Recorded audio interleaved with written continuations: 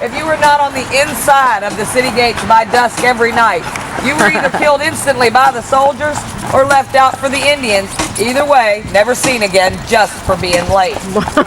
Nowadays, people have no idea what curfew even means. Now, if you were lucky enough to escape the Indians and the soldiers, and you found a tree on the or a bush on the outside of the city wall, and you thought you might make it through the night, chances of that were slim to none.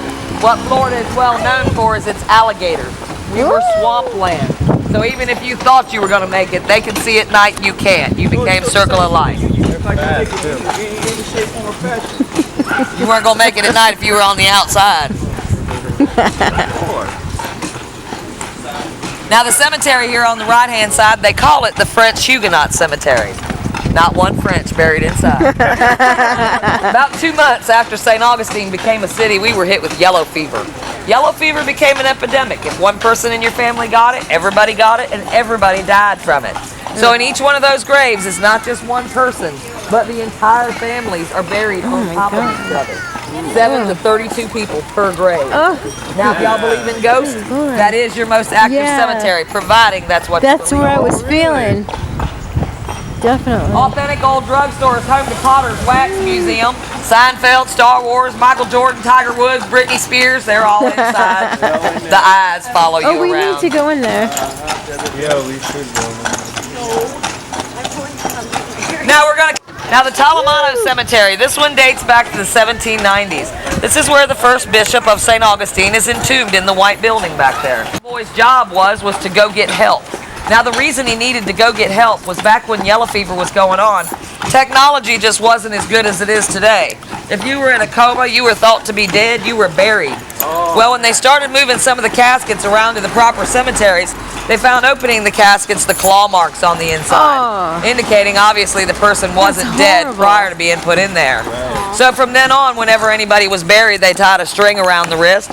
The string would run up to the outside of the grave where there was a bell attached to the end.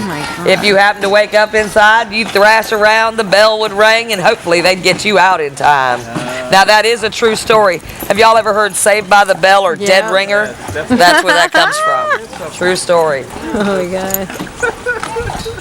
Now there's 26 bed and breakfasts in the downtown area. Best way to do the B&Bs is to get online, do their virtual tour, pick them out by what you want to do while you're here, what you want to be closest to, and then of course the money always factors in. B&Bs can start at $150 a night. They can go as high as $450 a night. Most of them come with a 2-night minimum. They do not allow children, but they are pet friendly. What? That doesn't make any sense. It has to do with one bed in the room. And 100-year-old antiques, you know. Now older children, 12, 13, 14, they'll allow them in the B&B, but they'll probably make you get an adjoining, a separate room. They'll make you pay for a separate room.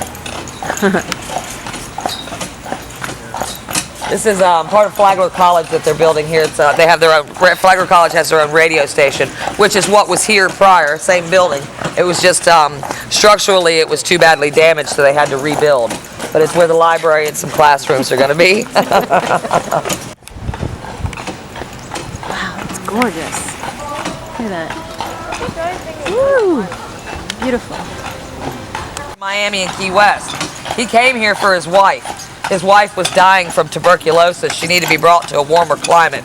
Prior to getting here, though, she passed away from the tuberculosis.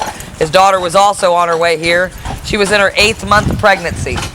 Brandon, I'm going to take y'all into here for just a second. Come in here. Nope. We're going to go this way. FEC? Yes. Wow. Yes.